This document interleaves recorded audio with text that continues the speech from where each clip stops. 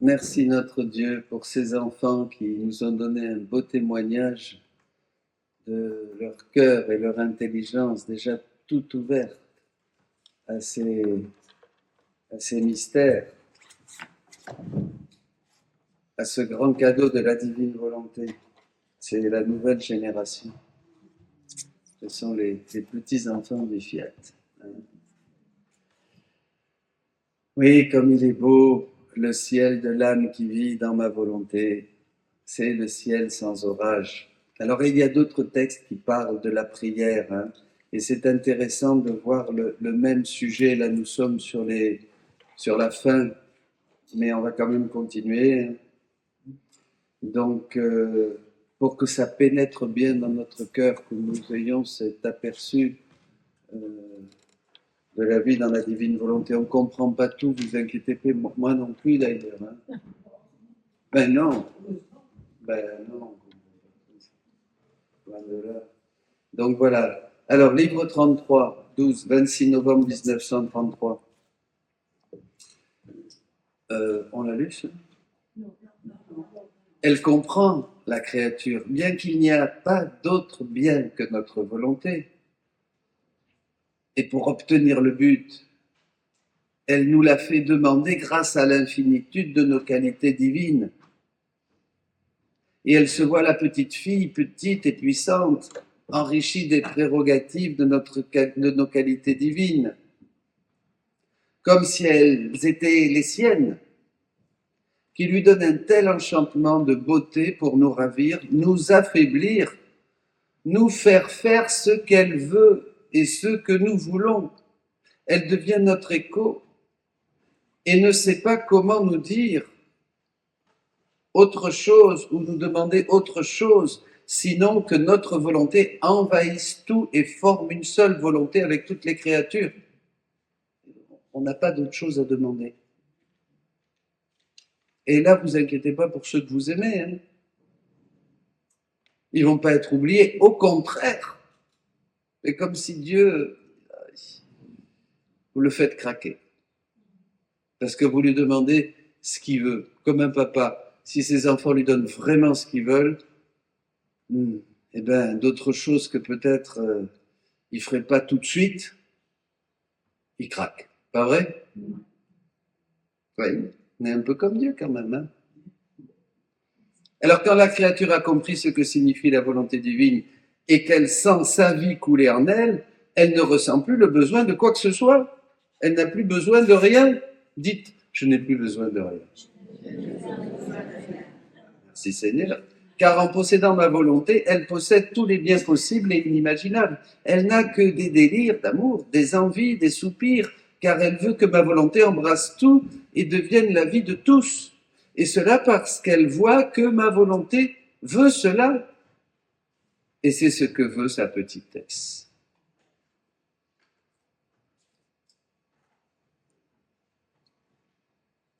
Jésus va nous dire pourquoi il ne faut rien demander dans ce volume 22, 1er juin 1927. En fait, une demande doit recourir à la volonté humaine. Si je veux demander quelque chose, c'est moi qui veux, non? Vous êtes d'accord? C'est impossible de faire autrement. Dès que je vais demander quelque chose, c'est moi qui le veux. Puisque la divine volonté, nous l'avons vu, n'a pas de nécessité. Il n'y a pas de carence dans la divine volonté, de besoin. Elle ne pourrait pas intervenir dans une demande qui vient d'une volonté humaine. Elle ne pourrait rien faire. Si une demande vient d'une volonté humaine, comme elles sont ennemies irréconciliables, la volonté humaine et la volonté divine, vous êtes d'accord? C'est la volonté humaine quand même qui a expulsé la divine volonté. Hein? Eh bien oui. Donc elles ne peuvent pas s'entendre. Il n'y a pas de moyen d'entente. Hein? Alors en parlant de la Vierge Marie, il dit « Ma fille, dans la rédemption, la Reine du Ciel n'a opéré aucun miracle, car sa condition ne lui permettait pas de rendre la vie aux morts ou la santé aux malades. En fait, comme sa volonté était celle de Dieu lui-même, tout ce que son Dieu voulait, et faisait, elle le voulait et le faisait également. Vous êtes d'accord pour la Vierge Marie?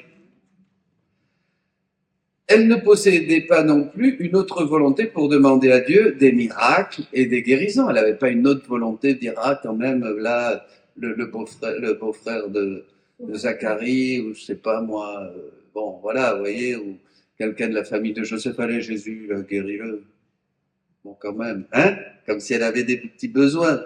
Quand même, bon, à Cana, mais à Cana même là, non, mais c'était dans la divine volonté. D'ailleurs, elle a dit qu'une chose, faites tout ce qu'il vous dira. C'est d'ailleurs très intéressant, ce fait tout ce qu'il vous dira, parce qu'elle avait une volonté commune. Ils avaient une volonté commune tous les deux, donc elle ne pouvait pas désirer autre chose, donc elle ne s'est pas mouillée, si on peut dire. Elle a dit, bon, mais faites ce qu'il vous dira. Il a la même volonté que moi, vous inquiétez pas, on ne va pas se disputer. Hein? Non, c'est très intéressant. Et alors, en fait, voilà, que Dieu, tout ce que son Dieu voulait faisait, elle le voulait et le faisait également. Elle ne possédait pas non plus une autre volonté pour demander à Dieu des miracles et des guérisons, car elle n'a jamais donné vie à sa volonté humaine. Et pour demander des miracles à cette divine volonté, elle aurait dû se servir de la sienne. Ce qu'elle ne voulait pas faire, parce que cela signifiait descendre dans l'ordre humain. La Vierge Marie n'allait pas redescendre dans l'ordre humain, elle était au niveau optimale au niveau de la divine volonté. Elle vivait dans cette ambiance divine. Non, voilà, c'était. Mais la Reine du Ciel n'a jamais voulu rien faire en dehors de l'ordre divin. Et celui qui demeure dans l'ordre divin doit faire et vouloir tout ce que fait et veut son Créateur. Ah, c'est là. Pour demander, nous devons avoir recours à notre volonté humaine. Vous voyez? Vous êtes d'accord? C'est quelque chose que vous voulez. Si en vivant dans la divine volonté, à un moment, nous avons la sensation et la nécessité que nous avons besoin de quelque chose, c'est le signe infaillible que nous sommes de retour dans la volonté humaine.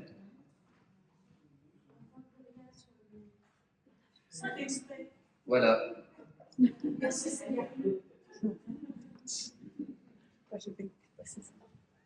Vous comprenez? Si vous demandez quelque chose, là, en partant, oh là, c'est vraiment, là, c'est un souci à la maison, ben, tiens, je vais demander, on va demander. Ben, là, c'est vous qui demandez, c'est bien. Ça ne veut pas dire que c'est mal, hein. Peut-être Dieu même va vous donner un coup de main là-dessus. Vous comprenez? Mais, ben, c'est à vous de vivre ça. Je ne veux pas trop aller dans un sens ou dans l'autre parce que, bon, je pense que on rentre dans une zone personnelle du cheminement de chacun. On voit ce que dit Jésus, on voit à l'horizon ce qu'il dit, on voit à l'horizon cette vérité et c'est ça.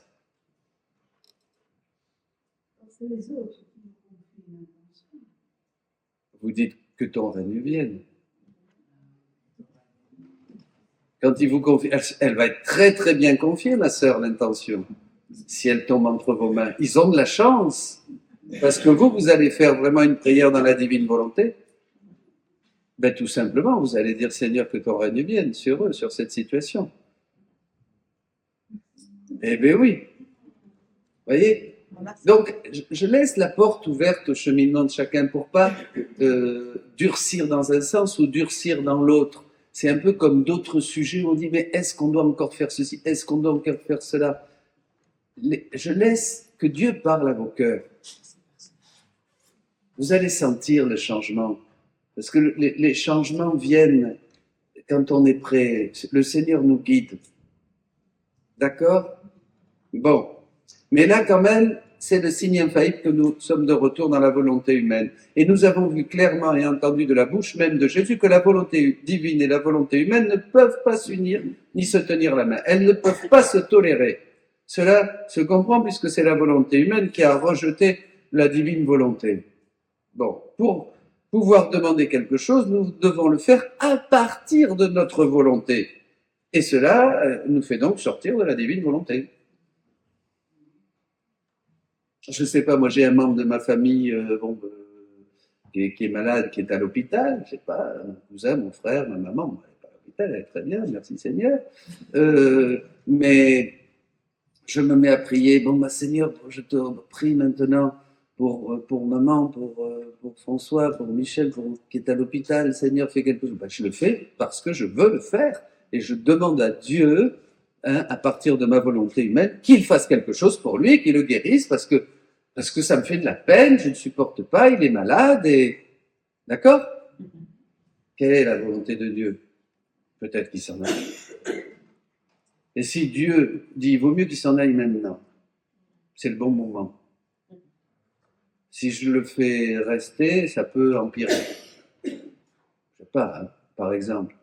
Vous êtes d'accord que je prie contre Dieu? Non? Je me trompe, mais dites-moi si je dis des bêtises, je ne sais pas.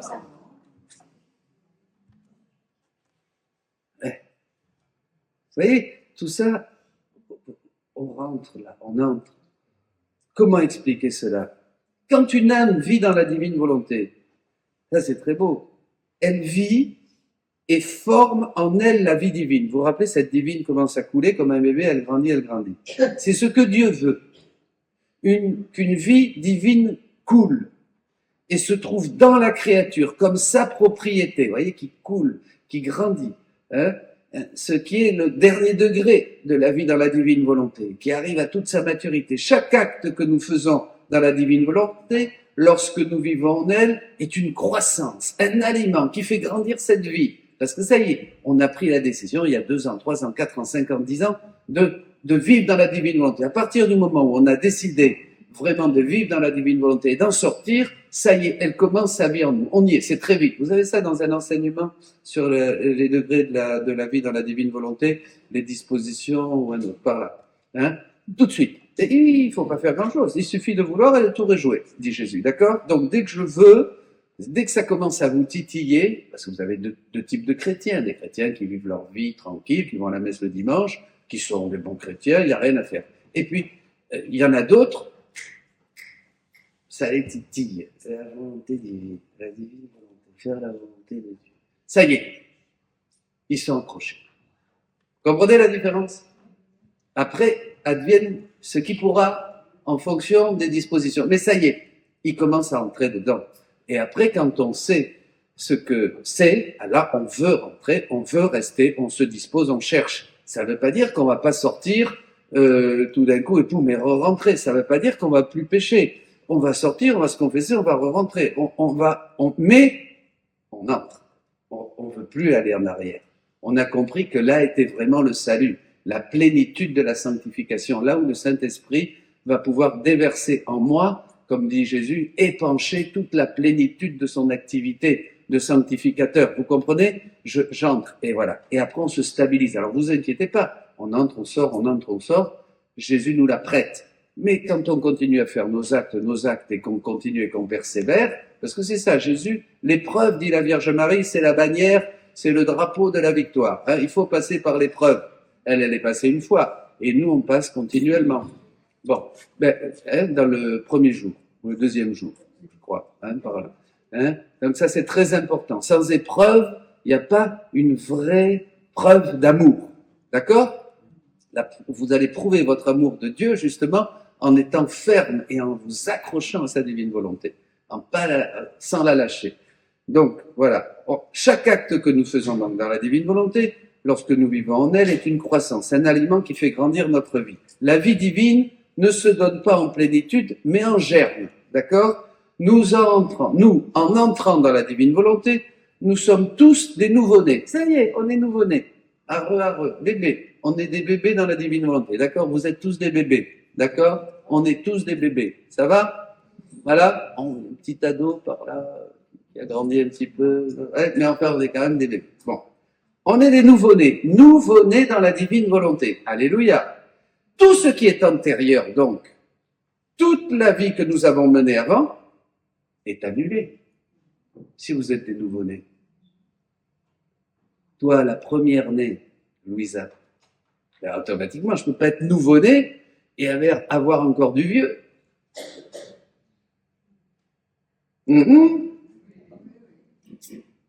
C'est pas possible.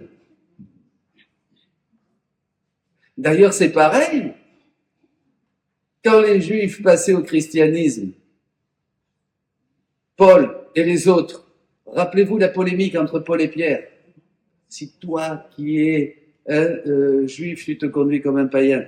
Parce que dès que les gentils sont arrivés, dès que les juifs sont arrivés, il a arrêté de manger avec les gentils, avec les Grecs, là, et les autres, les goïms, et puis hop, il s'est mis, et Paul l'a corrigé sérieusement, là.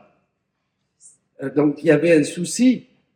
Il y avait donc un souci, c'est que quand on était au Christ, on devait être au Christ. Et Paul insiste énormément, ne sortez pas le vieux levain, là, qu'est-ce que vous faites? Pas de mélange. T'es au Christ, c'est fini, la poisson, plus de circoncision, plus de machin, plus de tous ces trucs-là. Et ça annonce quelque chose. Il faut réfléchir sur toutes ces choses. Il faut méditer. Il faut voir qu'est-ce que Dieu nous dit. Comment les choses se transforment et prennent un autre sens, un autre signifié qui nous ouvre à d'autres horizons, vous voyez. Pas rester accroché à l'un et pas non plus dire, ah ben non, c'est mauvais maintenant. Non. Dans la sagesse de Dieu.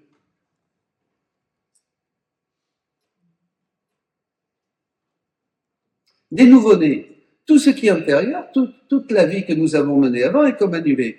La divine volonté court en elle, dans la créature et dans tous nos actes, et elle les change en actes de volonté divine. Voilà, mais sans mérite. Il n'y a pas eu de croissance de cette vie divine, car dans les actes passés, nous n'avions pas l'intention de la faire grandir, cette vie divine. Alors bon, voilà. C'est le jour où nous entrons en elle, avec une ferme intention, que nous allons commencer à la faire grandir. Le jour où j'entre dans la divine volonté, le jour où je me décide, à ce moment-là, cette vie divine va vraiment commencer à grandir, là, maintenant, parce que j'ai la ferme intention de la faire grandir. Chaque acte que nous faisons dans la divine volonté, nous dit Jésus, sert d'aliment pour faire grandir cette vie divine en nous, cette vie en nous. Bon, je suis nouveau-né, le reste est passé, le reste va être récupéré parce que je vais réparer et glorifier le Père pour tous mes actes passés, sans avoir le mérite de ce qui est passé, parce que à l'époque je l'ai pas voulu, vous m'avez suivi? D'accord? Ça va là? Bon. Mais à partir du moment où maintenant je suis rentré dans la divine volonté, tout est méritoire. Sauf quand j'en sors un peu, les escapades. Mais je reviens, parce que je sais que de toute manière, il n'y a pas d'autre salut. Oui, c'est simple. Et si nous sortons par des actes, voilà, qui ne sont pas unis à elle, des actes où nous n'avions pas l'intention de les faire, de faire des actes que nous n'avions pas l'intention de faire dans la divine volonté, nous ne sortons pas pour autant. Ces actes n'entreront pas comme une croissance en nous. Ils n'alimenteront pas cette vie en nous.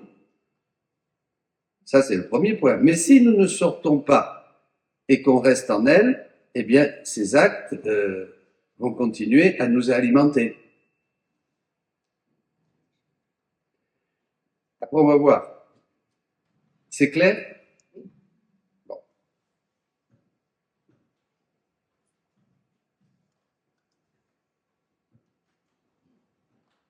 Chaque connaissance et chaque acte que nous faisons nous permettent de nous élever à un niveau de gloire, à un autre niveau de gloire, à un autre niveau de gloire, à un autre niveau de ressemblance avec le Créateur. Donc chaque acte que nous faisons nous élève et nous rapproche de cette égalité avec notre Jésus. Si nous faisons des actes humains,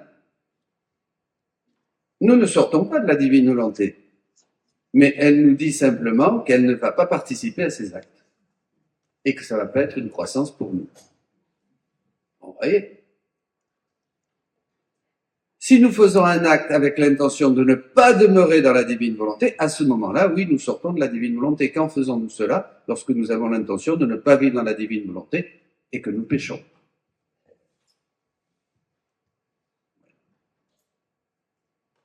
À ce moment-là, nous sortons. À ce moment-là, il faut se confesser, demander pardon. Nous comprenons maintenant que la Vierge Marie, revenons à la Vierge, contenant toute la puissance de Dieu et tout ce que Dieu contient en lui, et pouvant faire tout ce qu'elle voulait, n'a cependant rien fait, car cela n'était pas la volonté de Dieu. Elle pouvait. Mais elle ne pouvait pas s'opposer à la divine volonté en elle, elle était pleinement dans la divine volonté. L'âme qui vit dans la divine volonté est attentive à ce que veut et désire la volonté de Dieu. Elle est attentive à toujours faire la volonté de Dieu. Et nous devons toujours avoir cela présent à l'esprit. Je veux faire ta volonté. Ça, c'est le premier pas avant de vivre dans la divine volonté. Vivre dans la volonté voulue. Il y a un autre enseignement sur ça. La volonté résignée, la volonté voulue, la volonté permissive, résigner la volonté et la divine volonté. La volonté ordonnée.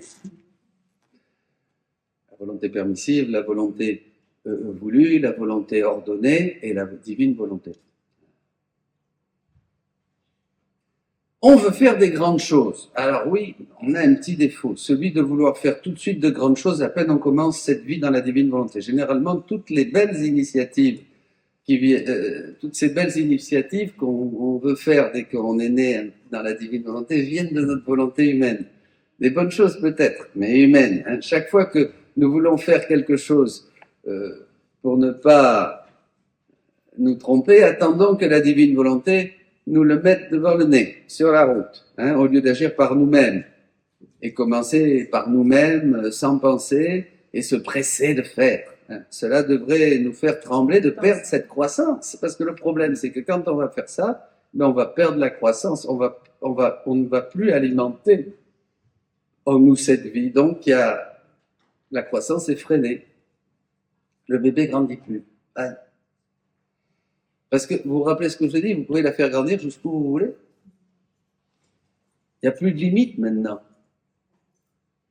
En fait, vous faites grandir sur terre la vie du ciel jusqu'où vous le voulez. Vous imaginez la liberté que vous avez maintenant? C'est plus du tout la même vision que le salut comme avant. Vous me suivez là? Maintenant, cette vie du ciel est en moi et je peux la faire grandir jusqu'où je veux.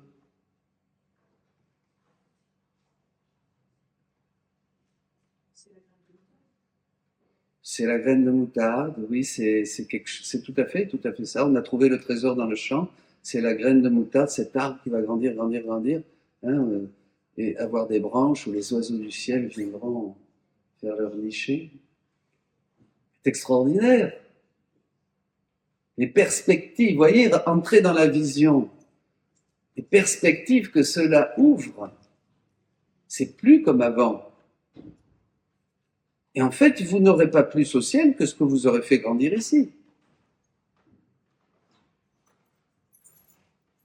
C'est presque, entre guillemets, mais là je vais me faire taper dessus, c'est presque une prédestination au salut. Vous savez, vous êtes sauvés. Hein? On peut toujours. Hein? Je dis ça, mais ne m'envoyez pas des... Mais si!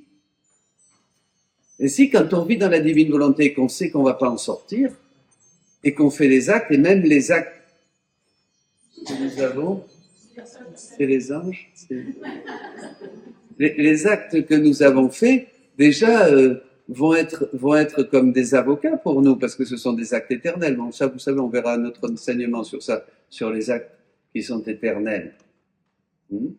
Et ces actes que vous faites dans la divine volonté, vous saviez tout ça, qu'ils existent, ils existent et ils existeront toujours. Tout ce que vous avez fait dans la divine volonté. C'est pour ça que c'est Adam le plus grand saint, dit Jésus, parce que personne n'a fait autant d'actes que lui dans la divine volonté avant le péché. Hein? Sauf la Vierge Marie. Et alors Louisa, bonne question. Oui, c'est sûr. Mais c'est Jésus qui dit ça à Louisa. Au ciel, il n'y a personne. Mais Louisa n'était pas encore rentrée, évidemment. Non, ben parce qu'après la Vierge Marie, c'est Louisa. Hein? Tout cet instant. Mais il est quand même le plus grand saint. Bon. Donc je ne veux pas interrompre cette divine volonté en moi. Au lieu d'agir par nous-mêmes et commencer par nous-mêmes, sans penser, en se pressant, non. Je ne veux pas interrompre la vie en moi. Si Dieu veut que nous fassions quelque chose pour lui, il va faire en sorte de le mettre sur notre route. Voilà. Si nous faisons quelque chose, parce que c'est le désir de Dieu, il a préparé toutes les grâces et tous les dons et tout ce qui est nécessaire à la préparation de cette œuvre, et il veut qu'elle se réalise. Si nous le faisons depuis notre volonté, il est assez probable que cela ne marche pas. Pas nécessairement que ce que je veux ne se fasse pas, mais que les effets que Dieu voulait ne voient pas le jour. Ah, ça, on peut y aller. Hein. Il y en a eu comme ça des œuvres. Des choses qu'on a faites, on pensait que c'était béni, que c'était le bon Dieu, puis en fait, bon, ça s'est fait, ça a cafouillé un peu, et puis hein, c'est passé aux oubliettes, terminé, ben, on dit, ben oui, c'était pas la volonté de Dieu. Hein, vous voyez, il y a plein de choses comme ça, et pourtant, on était sûr, mais c'était plus de l'enthousiasme, et, etc., etc. La Reine du Ciel, durant ce temps de la rédemption, n'a fait aucun miracle, car sa condition ne lui permettait pas, dit Jésus, de rendre la vie aux morts ou la santé aux malades. En fait, sa condition. En fait, comme sa volonté était celle de Dieu, lui-même, tout ce que son Dieu voulait, elle le faisait. Elle le voulait. Elle le faisait également. Elle ne possédait pas non plus une autre volonté pour demander à Dieu des miracles et des guérisons, car elle n'a jamais donné vie à sa volonté humaine. C'est bon ça. Il faut bien avoir cela présent à l'esprit. Nous allons ainsi éviter beaucoup d'initiatives où notre volonté humaine est protagoniste, toujours protagoniste, pour s'efforcer de faire des choses qui ne sont pas la volonté de Dieu.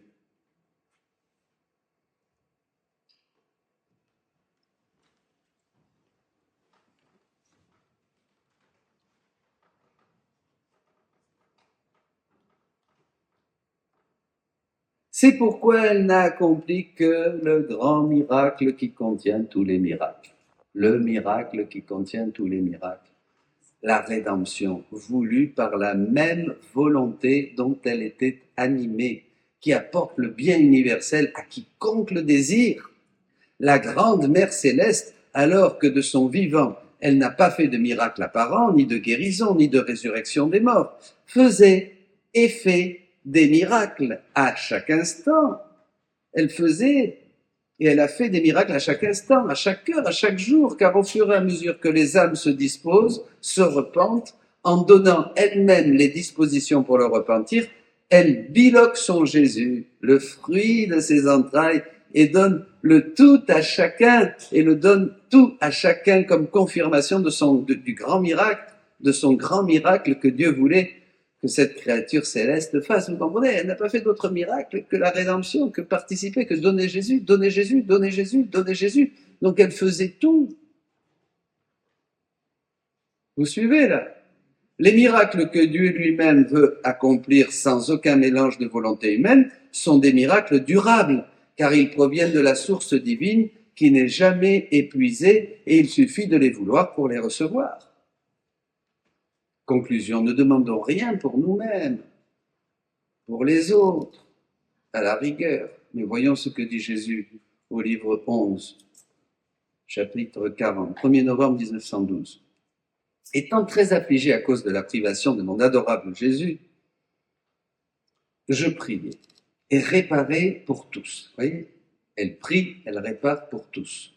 Et dans mon amertume extrême, j'ai tourné ma pensée sur moi-même et j'ai dit, aie pitié de moi, Jésus.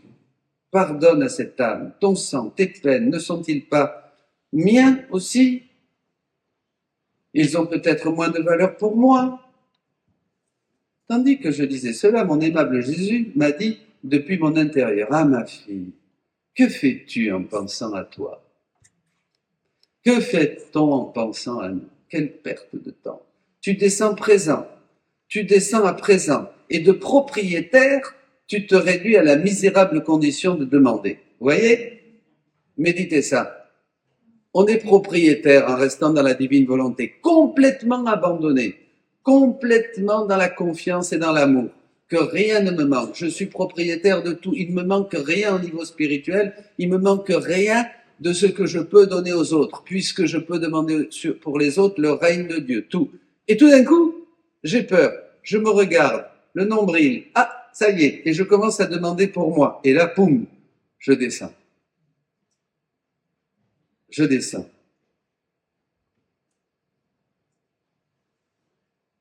parle juste en pensant à moi. Tu descends à présent et de propriétaire, tu te réduis à la misérable condition de demander. Pauvre fille, en pensant à toi-même, tu t'appauvris. Ne pensez plus à vous-même, ne pensons plus à nous-mêmes. Dès qu'on pense à nous-mêmes, on s'appauvrit. Pas vrai? Car en demeurant dans ma volonté, tu es propriétaire. Et par toi-même, tu peux prendre ce que tu veux. Vous avez un besoin, servez-vous. Le garage est ouvert, plus que le garage, la bodega. Je ne sais pas comment on dit ici une bodega. Un hangar, le hangar est ouvert, la caverne d'Ali Baba est ouverte. Vous avez besoin, qu'est-ce qui vous a... T'es triste, serre-toi de la joie, tu souffres, mais prends la force, prends la passion de Jésus en toi. Tu as besoin de son sang pour te purifier, tu te sens, allez, prends son sang, prenez tout, tout est à nous, tout est à nous. C'est beau, c'est grand, c'est inouï. C'est fou. Ah, Seigneur Jésus. Hein, ma fille, voilà, tu t'appauvris, car en demeurant dans ma volonté, tu es propriétaire et par toi-même, tu peux prendre ce que tu veux. S'il y a une chose à faire dans ma volonté, c'est de prier et réparer pour les autres. La souligner. Prier, réparer. Prier, réparer. Réparer pour les autres. Mais prier comme Jésus, Voilà, pas répéter nécessairement des paroles et des paroles. Prier comme Jésus. Ne rien demander pour soi. Tout est à nous. Et nous devons seulement utiliser tous ces trésors de grâce. Utiliser. Oh, utiliser. Quel drôle de mot. Mais oui, utiliser. Le monde sombre parce qu'il n'utilise pas ma passion. Vous vous rappelez, tous les mystères de Jésus sont toujours en acte de se donner. Tout est en acte dans l'acte unique de Dieu. Il suffit de prendre et de se servir pour utiliser ces choses, pour les activer, pour en recevoir tous les trésors de grâce, toute la puissance, tous les effets, tous ces attributs de Dieu qui veulent se donner à nous. Certains, on dit cela rapidement et cela semble facile. Oui et non. Mais combien d'obstacles avons-nous encore dans notre cœur pour croire cela? Ce n'est pas si facile, mais nous avons un grand problème. La foi, la confiance en Dieu. C'est tout. Louisa continue. Et moi, très doux Jésus, tu aimes tellement celui qui demeure dans ta volonté. Tu aimes tellement que celui qui demeure dans ta volonté ne pense pas à lui-même. Et toi, penses-tu à toi-même? Et puis elle rajoute, quelle stupide question. Ah mais oui. Et Jésus, non, je ne pense pas à moi-même. Celui qui a besoin de quelque chose pense à lui-même. Ça, c'est bon, Celui qui a besoin de quelque chose pense à lui-même. Mon Dieu, combien de fois vous avez pensé à vous depuis ce matin? Et moi? 10 fois, 15 fois, 20 fois, 30 fois. C'est fou. Et est-ce que ça a été utile et bénéfique de penser à vous? C'est penser sur vous-même, c'est penser sur nous-mêmes depuis ce matin qu'on s'est réveillé. Ça a été bénéfique? Non. Ça nous a apporté quelque chose? Non. Imaginez si nous avions utilisé toutes ces fois où nous avons pensé à nous-mêmes pour penser à Dieu et avoir confiance en son amour miséricordieux. Ça serait différent. Et moi, je n'ai besoin de rien, dit Jésus. Je suis la sainteté même, le bonheur même, l'immensité même, la hauteur, la profondeur. Rien ne me manque. Mon être contient en lui-même tous les biens possibles et inimaginables. Si une pensée pouvait m'occuper, ce serait la pensée du genre humain. Et là, si, comme il est sorti de moi, je veux qu'il retourne en moi. Et c'est dans une telle situation que je mets les âmes qui veulent véritablement faire ma volonté. C'est-à-dire que les âmes qui veulent vraiment faire sa volonté, il les met dans cette situation qu'elles ne pensent pas à elles-mêmes, mais elles pensent au genre humain. Elles sont surtout obsédées par l'idée de réparer et de ramener des âmes à Dieu. Ça doit être votre obsession. Notre obsession, c'est ça. Nous avons maintenant un panorama plus clair. Alors, nous voyons ce qu'est un peu cette divine volonté et la prière dans la divine volonté. Nous voyons aussi plus concrètement ce qu'est la prière dans la volonté humaine. Nous avons vu ça, les prières récitées que nous faisons avec la volonté humaine. Que nous manque-t-il maintenant? Comment mettre en pratique tout cela? Mais ça sera pour la prochaine retraite. Non. Mais non, c'est pas vrai. Alors, comment mettre en pratique tout cela? Que devons-nous faire? D'abord, connaître tout cela. Parce qu'on ne peut posséder quelque chose, dit Jésus, que quand on le connaît. Bien sûr. D'abord, savoir qu'elle existe. Hein. C'est indispensable. Ensuite, croire. Croire vraiment. J'insiste sur le vraiment. Croire vraiment. Pas un peu. Que nous avons cette possibilité, que toute cette immensité est pour nous. Que c'est le royaume de Dieu. Et enfin, avoir la disposition pour recevoir cela. D'accord? Que veut dire vivre dans la divine volonté? Vivre dans ma divine volonté signifie je suis le commencement de tous et c'est de moi que tout descend, comme tout descend du divin fiat. Je suis par conséquent la pensée, la parole, l'œuvre et le pas de chacun. Je prends tout et j'apporte tout à mon Créateur. Que signifie vivre dans la divine volonté? Recommençons. Vivre dans ma divine volonté signifie je suis le commencement de tous. Et c'est de moi que tout descend, comme tout descend du divin fiat. Je suis par conséquent la pensée, la parole, l'œuvre et le pas de chacun. Je prends tout et j'apporte tout à mon Créateur. Volume 23, chapitre 38, 20 février 1928.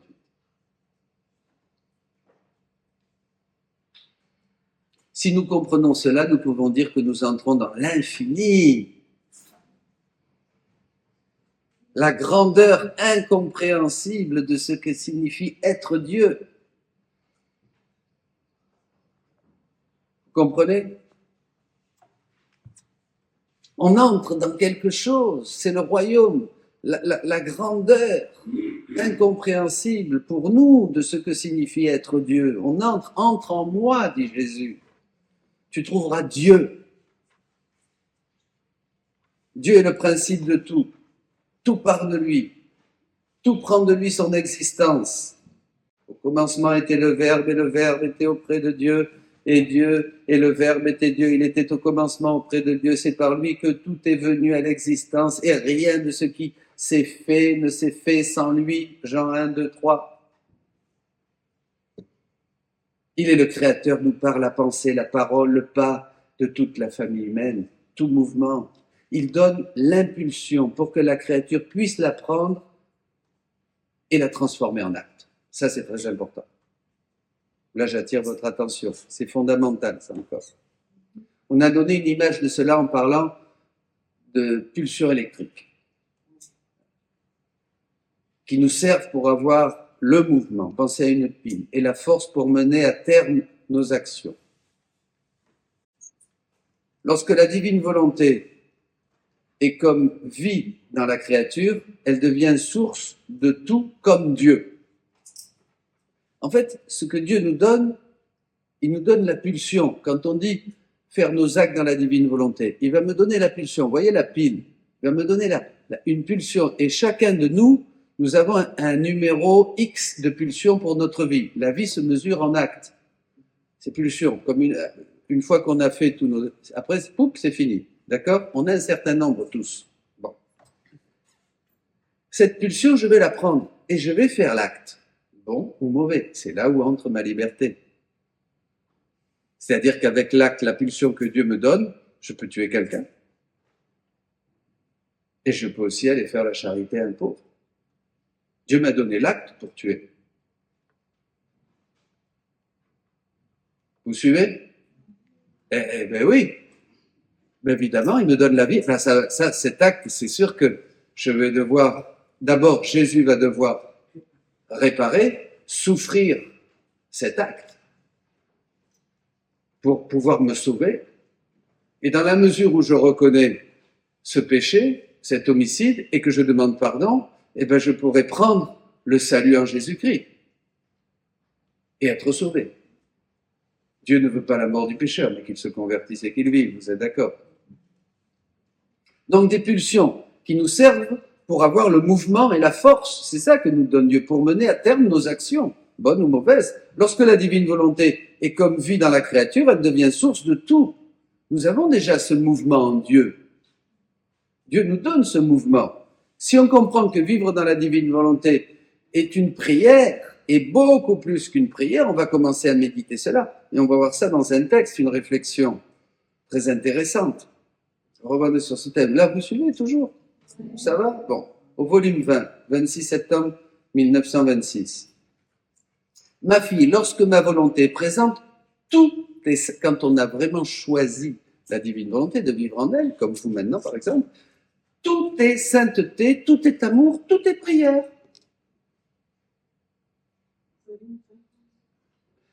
Ma fille, lorsque ma volonté est présente, tout est sainteté, tout est amour, tout est prière. Vous ne pouvez pas faire une prière plus que déjà ce que vous faites dans la divine volonté, en marchant, en dormant, tout est amour, tout est sainteté, tout est prière. La première affirmation, là où est la divine volonté, tout est prière. Manger, dormir, marcher, palpiter, respirer, voir, écouter, tout est prière. Tout est prière.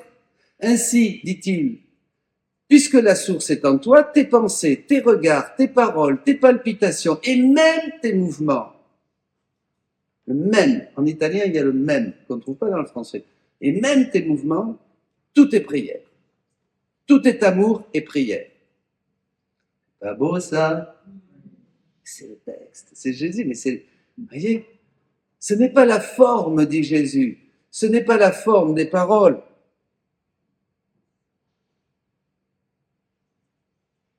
Tout est prière.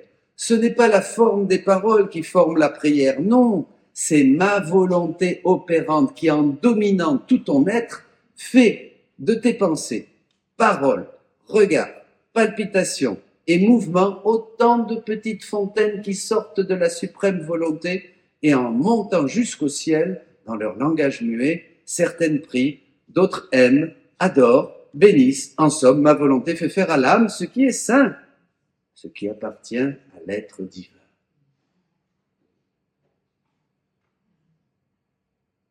Tout est amour, tout est prière, tout est sainteté. Dès que vous vivez, dès que nous vivons dans la divine volonté, dès que nous restons fermes avec ce désir de ne jamais plus en sortir, ce n'est pas la forme des paroles qui forme la prière, dit Jésus. C'est pas la forme des paroles. Faites ce que vous voulez, priez comme vous voulez, utilisez les paroles que vous voulez, priez comme vous voulez, priez les saints que vous voulez, faites tout dans la divine volonté. C'est pas grave tout ça, faites comme vous voulez. Tout est sainteté, tout est amour, tout est prière. Ce n'est pas la forme des paroles qui forme la prière. C'est-à-dire que ce n'est pas ce que nous disons qui forme la prière, ce n'est pas la manière ni l'attitude avec laquelle nous disons la prière, la forme que nous utilisons pour prier. Ça va loin tout ça. C'est la divine volonté œuvrante en nous qui transforme en prière tout ce que nous faisons. C'est la divine volonté œuvrante et régnante en nous qui transforme en prière tout ce que nous faisons. Vous qui, par exemple, êtes en train de mâcher votre stylo, vous qui êtes en train d'écrire, vous qui êtes en train de bouger, ou je ne sais pas, de manger, de dormir, de prendre un café tout à l'heure à la pause. Tout est prière, tout est sainteté, tout est amour.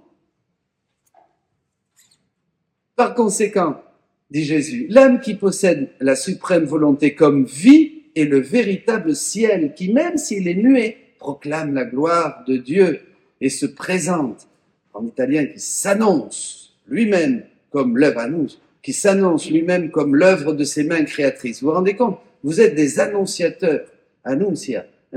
Par conséquent, l'âme qui possède la suprême volonté comme vie est le véritable ciel qui, même s'il est muet, proclame la gloire de Dieu et s'annonce lui-même comme l'œuvre de ses mains créatrices. Vous êtes les premiers-nés, vous êtes l'œuvre des mains créatrices de Dieu. Nous sommes l'œuvre créatrice, l'œuvre sortie des mains créatrices de Dieu. Dès que nous entrons dans cette divine volonté, on va entrer dans l'expérience que fait Louisa avec la divine volonté. Pas seulement ce que dit Jésus. Là, on va voir d'autres textes de Louisa, comme nous l'avons vu dans ce passage. On va voir maintenant ce que fait Louisa, comment elle interprète aussi ce que Jésus lui enseigne, comment elle le met en pratique. On va essayer de voir comment elle met tout cela un peu en marche dans sa vie pour comprendre nous aussi. Et pour cela, on ira après la pause. Voilà. C'est bon.